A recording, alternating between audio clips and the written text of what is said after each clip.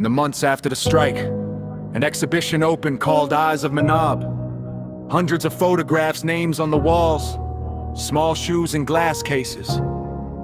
The drawings that were recovered from the rubble, crayon drawings of suns and trees and families, were framed and hung like art. Because they are art.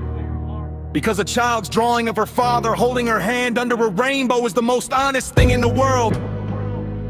Visitors came from across Iran, diplomats came, journalists came, mothers came and did not speak.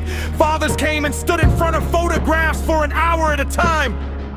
One father stood in front of his daughter's drawing for so long that the security guard came to check on him. He looked at the guard and said, "She drew me taller than I am." He smiled, then he wept. To the daughters of Minab, you did not choose to be symbols, you just chose to go to school that morning. You chose your ribbons and your backpacks and your unfinished math problems and your notes that said, "Baba, I love you." You were not soldiers, you were not headlines, you were not numbers. You were Fatima who wanted to be a doctor. You were Zara who could already multiply 3-digit numbers in her head. You were Sarah who was learning English from YouTube videos. You were Miriam who had just learned to ride a bicycle and would not stop talking about it. You were Hannah who sang in the car every morning and her father always turned up the volume. He still turns up the volume, even now, even when the car is empty, because he hears her anyway. They say the heart breaks, but the fathers of Minab have shown us something else. A heart that breaks for a child does not shatter and disappear. It breaks open. It becomes larger than it was before. It carries more than it was ever built to carry, and it keeps carrying. It's Father's Day. There are fathers in southern Iran who are the strongest people on earth. Not because they are unmoved, but because they are completely, utterly moved. And they are still standing. They light candles. They say names. They keep the seat at the table. They draw their daughters taller than life.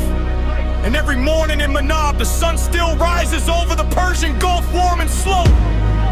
Just like before, the good tree was cut down, but the roots are still there. And roots do not die. They just go deeper. 16-8 daughters, 16-8 Ife's drawing, 16-8 fathers who will never stop remembering on this Father's Day. We see you. We hear you. We say their names.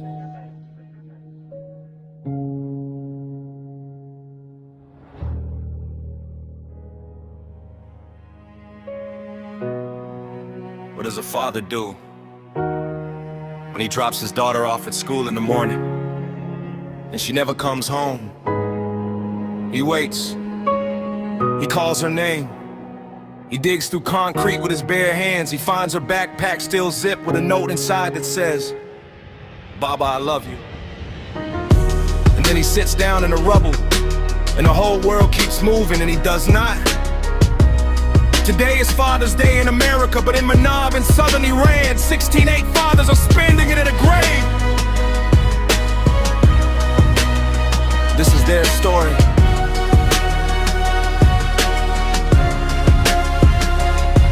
It was an ordinary morning in Minab, a city in the south where the Persian Gulf breathes warm and slow. February 28th, 2026, a Tuesday, a school day, just like any other virus. Packed lunches with careful hands, mothers braided hair and tied ribbons. Little girls put on their uniforms, grabbed their backpacks, kissed their parents at the door and walked to school. They were 6 years old, 8, 10, 13. They carried notebooks with math problems they hadn't finished yet. They had tests that week, dreams about summer fights to make up with friends. Songs stuck in their heads at Shajareh Tayyebeh Elementary, a name that means the good tree. The classrooms filled with children's voices, morning prayers, morning roll call. You had 16-6 names answered, then a few more. Then the teacher said, "Open your books." And then the sky broke open.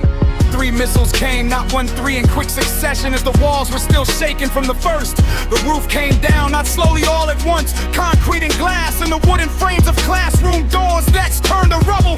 Blackboards cracked in half, the good tree fell. Some children have been moved to the prayer room after the first explosion because someone thought it was safer there. It was not safer there.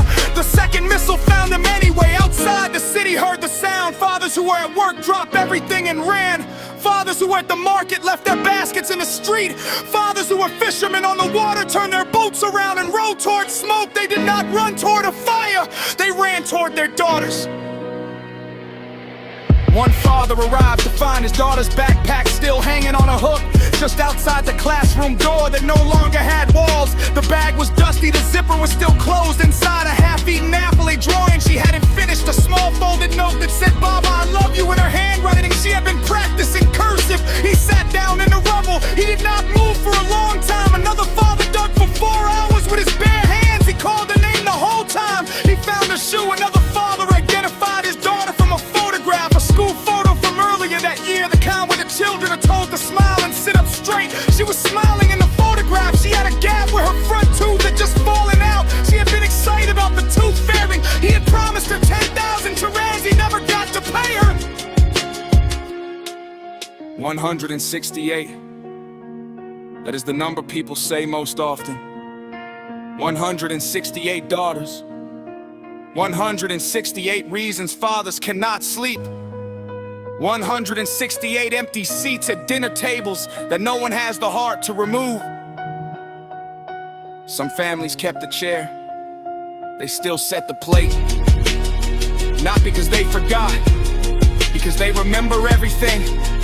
The names were read at funerals across Hormozgan Province. Teachers too, 26 of them mostly women, who had stood in front of those classrooms year after year, and on the last morning of their lives, were still teaching. Today in America, it is Father's Day. Barbecues are being lit, cards are being given with children's handprints pressed in paint. Fathers are being told they are heroes, that they are loved, that they are the strongest people that children know. And across the world, in Minab and Bandar Abbas and Tehran and the diaspora, Iranian fathers are also celebrating Father's Day, because in Iran, Father's Day falls in June 2 on the birthday of Imam Ali, on the 13th of Rajab. But this year, the grief and the celebration live in the same breath. Some fathers are visiting graves today instead of receiving cards. Some fathers are lighting candles instead of birthday cakes. Some fathers are holding framed photographs of girls who will never grow older than 13. They do not call themselves victims. They call themselves fathers. And they say, "We remember every single one."